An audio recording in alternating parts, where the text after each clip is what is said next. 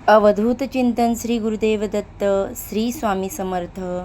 तुमच्या सगळ्यांचे आपल्या चॅनेलमध्ये मनापासून स्वागत आहे.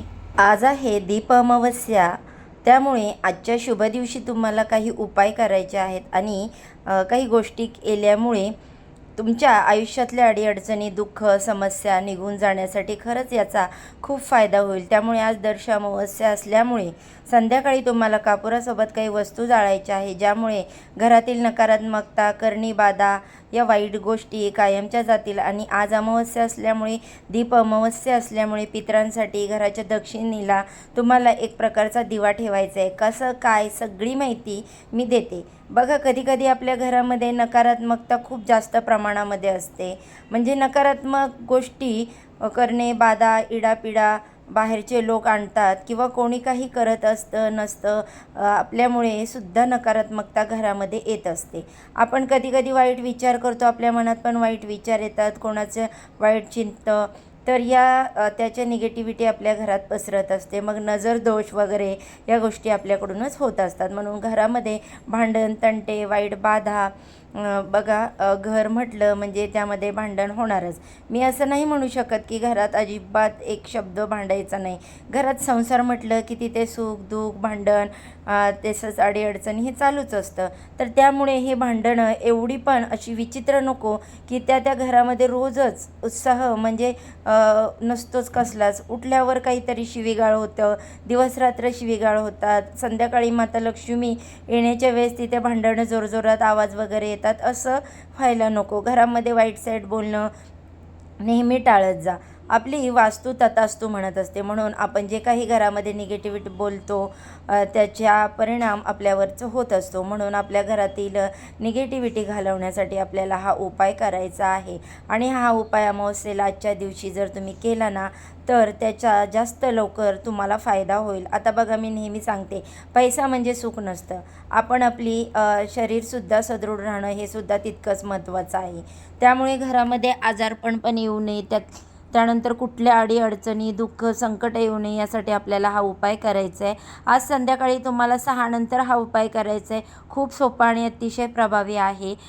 तुम्ही एक पणती घ्या किंवा एखादा दिवा घ्या, तो तुम्हाला घ्यायचा. त्याच्यामध्ये 5 अखंड लवंगा घ्यायच्या, तुटलेल्या वगैरे घेऊ नका.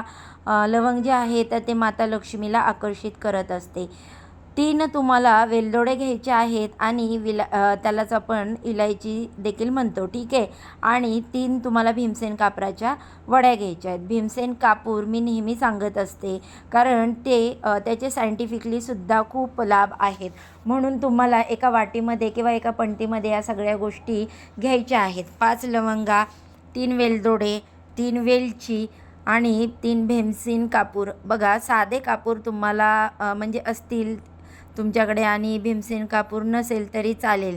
ती वाटी जी आहे, तुम्ही देवासमोर पहिले बसा. त्या सगळ्या गोष्टी तुम्हाला प्रज्वलित करायच्या आहेत. त्याचा धूर थोडासा होऊ द्या आणि कंटिन्यू तुम्ही जप करा, श्री स्वामी समर्थ, श्री स्वामी समर्थ, श्री स्वामी समर्थ. मनापासून तुम्ही जप करायचा आहे आणि त्यानंतर त्याचा धूर होऊ द्या. ते सगळं घरामध्ये तुम्ही फिरवा, ठीक आहे. आता व्यवस्थित पकडा एका ताटलीमध्ये, जेणेकरून चटका वगैरे तुम्हाला लागणार नाही. घरामध्ये सगळीकडून फिरवायचं आहे, टॉयलेट बाथरूम सोडून सगळीकडे ते तुम्हाला फिरवायचं. आता मग यावेळेस शांत ठेवायचं आहे. मनामध्ये इतर विचार आणू नका. संपूर्ण लक्ष ते उपायाकडे, सेवेकडे असू द्या. आणि हे सगळं झाल्यानंतर जे ते संपल्यानंतर त्याची उरलेली राख जी असेल तर ती तुम्हाला घराच्या कोपऱ्यामध्ये टाकायची आहे, ठीक आहे. ते इकडे तिकडे तुम्हाला सगळीकडे टाकायची आहे. बघा, किती सोपा उपाय आहे हा. केल्यामुळे घरातील नकारात्मकता, वाईट बाधा ज्या आहेत तर त्या दूर होतात. त्यामुळे आपलं घर पवित्र बनतं, इडापिडा निघून जाते. हा उपाय तुम्ही नेहमीसुद्धा अमावस्या, पौर्णिमा दरवेळेस करू शकता. अतिशय महत्त्वाचा उपाय आहे, तर नक्की करा. मग बघा, हे उपाय जे आहेत ना ते आपण करतो छोटे छोटेसे, तर मग त्याचा फायदा आपल्याला कुठे ना कुठे होत असतो. कधी आपल्याला ते लक्षात येतं, कधी लक्षातसुद्धा येत नाही. त्यानंतर दुसरी गोष्ट म्हणजे आज दीप अमावस्या असल्यामुळे पितरांसाठी तुम्हाला घराच्या दक्षिणेला न विसरता दिवा लावायचा आहे. कणकेचा तुम्ही दिवा घ्या, त्याच्यामध्ये तेल टाका आणि दिव्याची वात दक्षिणेला करून ठेवायची.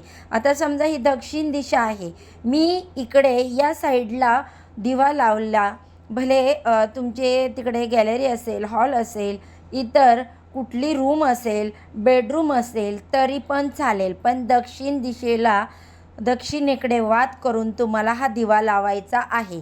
कणकेचा दिवा लावा, त्यामध्ये मीठ टाकायचं नाही. अगदी तुम्हाला साधी किंचित हळद टाका आणि मग तो दिवा करायचा आहे, कणकेचा दिवा. आणि तो पितरांच्या स्मरणार्थ दक्षिण दिशेला लावून त्याला हळद, कुंकू, अक्षदा, फुलं अर्पण करायची, नमस्कार करायचा, पितरांचे स्मरण करायचं.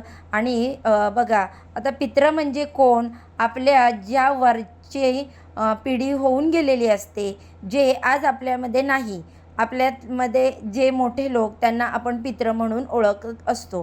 तर त्यांना आपण वेळोवेळी त्यांचं स्मरण करायचं असतं, कारण आज आपण जे काही आहोत ते त्यांच्यामुळे आहोत. म्हणून तुम्हाला पितरांच्या या दिवशी दीप अमावस्येला स्मरण करायचं आहे.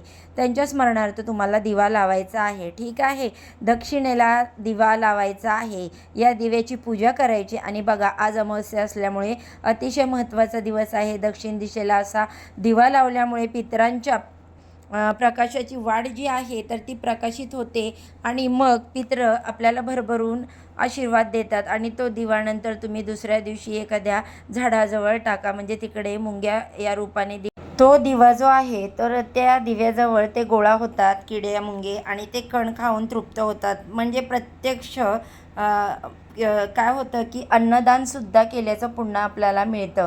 तुम्ही न विसरता दक्षिणेला असा दिवा लावा. ठीक आहे. आणि दुसरी गोष्ट म्हणजे दान करा, जमेल ते दान करा, यथाशक्तीने दान करा. अन्न, वस्त्र, काही दान करा, पण दान करा.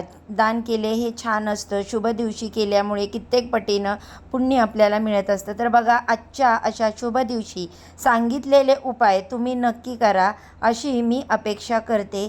त्याचा तुम्हाला 100% फायदा होईल. माहिती पटली असेल तर व्हिडिओला लाईक करा, शेअर करा. आपल्या चॅनलवरती पहिल्यांदा नवीन आला असाल तर सबस्क्राईब नक्की करा. धन्यवाद सर्वांना. श्री स्वामी समर्थ.